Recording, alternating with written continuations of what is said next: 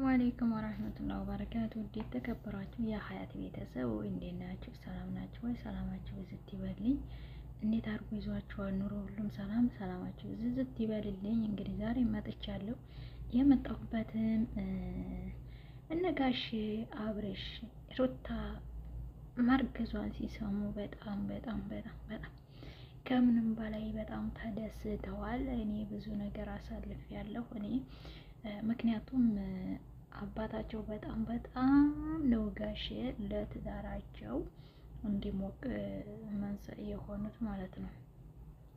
ስለዚህ እውነት ነው የምነግራችሁ፣ በጣም ማለት ነው በጣም ተደስተዋል። መደሰታቸውን ደግሞ እስከ መጨረሻ እያርግላቸው ላለው እናታቸውም እንደዚሁ በጣም ተደስተዋል።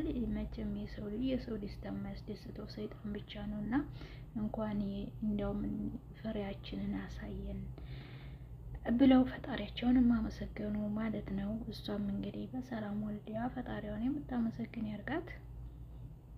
ልጅ በረካ ነው። ልጅ ይዞ ርዝቅ ይዞ ነው የሚመጣው። የሆነ አንድ ነገር ዝም ብሎ አይመጣም። ስለዚህ በጣም ነው ደስ ያለኝ። እኔም ሩትዬ እንግዲህ ውለጂ ክበጂ እንላለን ማለት ነው። መንታ ሆነ እና ስለዚህ አብርሽም እንግዲህ ወደ ቡታጅራ ሄዷል። እሷም ትንሽ እየከፋት ነው። ምክንያቱም እርጉዝ ሴት ብዙ ነገር ያስፈልገዋል ይላሉ፣ ባናቀውም እንግዲህ ይቻላል ማለት እንግዲህ ያለ ወልደው ከብደው መኖር እመኛለሁ። ሲቀጥል ማለት ነው ትዳር ውስጥ እየገቡ የሚበጠብጡ በጥባጮችም አሉ እዚህ ውስጥ። ትናንትና እስከ ዛሬ የት ነበረች? አሁን ተነጨራሹም አብርሽ ፍቅረኛዬ ነው፣ አብርሽ ምንድኔ ነው፣ አብርሽ ምናምን የምትል መታለ የምትነፋራረቅ ማለት ነው። የት ነበርሽ? አሁን ነው እንዴት ታዲያ መጠየቅ ያለብሽ? ሩታ እኮ በገንዘብ ተገዝታ ነው። በገንዘብ ብትገዛማ ሰርግ ትደረግ ነበረ። አንድ ሰው የወደደውን ጋር የሚኖረው እንጂ አንቺ ብትወጁ እሱ ላይ ወድሽ ይችላል። ፍቅረኛሞች ልትሆኑ ትችላላችሁ፣ ነገር ግን መለያየትም አለ።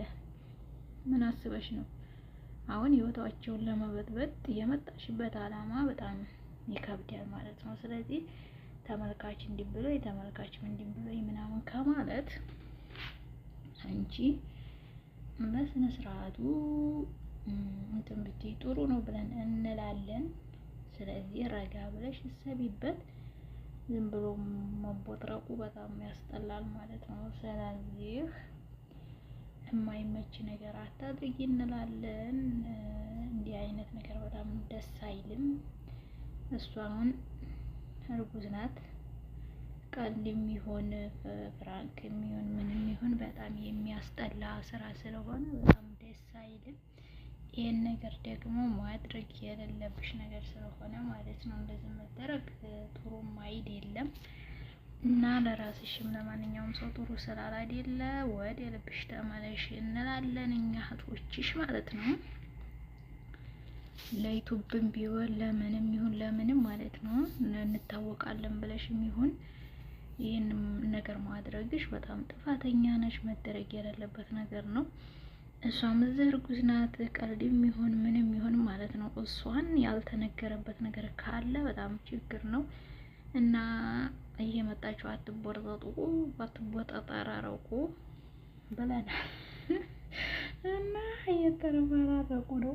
ወዲጄ አፍቅሬም እንዲህ ብዬ ምናምን የሚሏት ነገር በጣም ትገርመኛለች ማለት ነው። እና እስከዛሬ የት ነበርሽ ታፈቀርሽና ከወደድሽ? ስለዚህ እየመጣችሁ ረተው እኛንም ሰላም አትንሱን እንላለን። ለማንኛውም ይመቻችሁ፣ ተሰው ህይወት ውጡ ለማለት ነው። እናመሰግናለን።